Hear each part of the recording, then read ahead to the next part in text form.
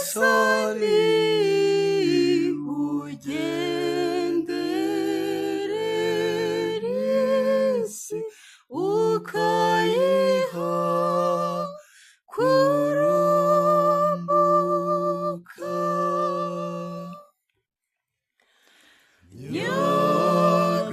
Nyagasani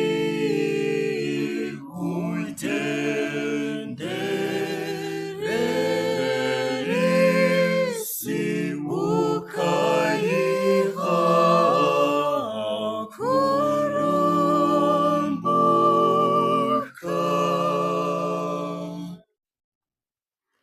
Wasuye isi uyuhira amazi, maze uyigwiza mu burumbuke butagira ingano. Imigezi y'Imana isendereye amazi, maze ugategurira abantu imyaka ibatunga.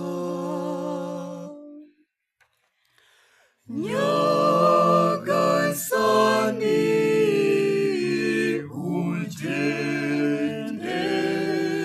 ugenderera isi ukayiha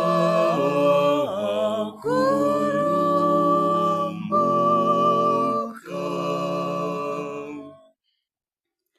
Dore uko utegura ubutaka, uyobora amazi mu mayogi, ugasanza amasinde,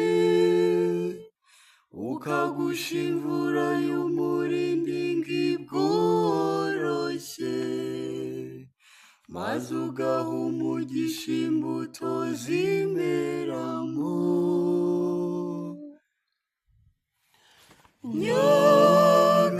Nyagasani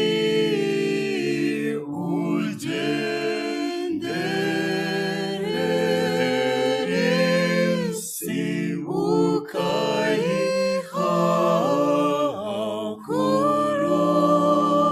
kurumbuka.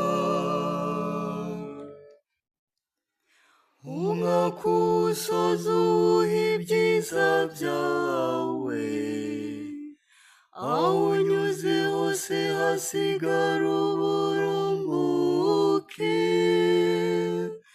Ubwatsi bw'amatungo buratohagira mu butayu,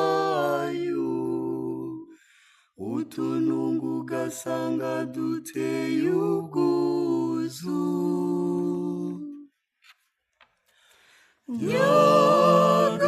Nyagasani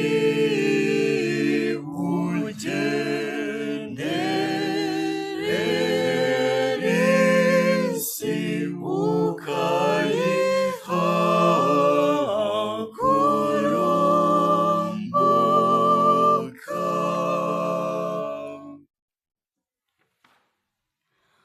Aho unyuze hose hasigara uburumbuke buteye ubwuzu, inzuzi zikanyanyagiramo amashyo arisha,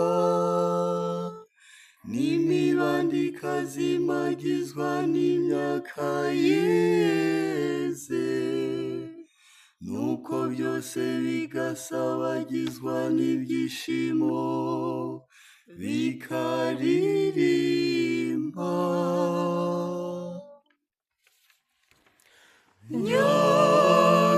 Nyagasani ugenderera isi ukayiha kurumbuka.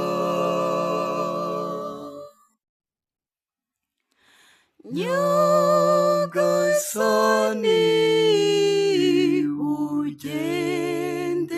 ugenderera isi ukayiha kurumbuka.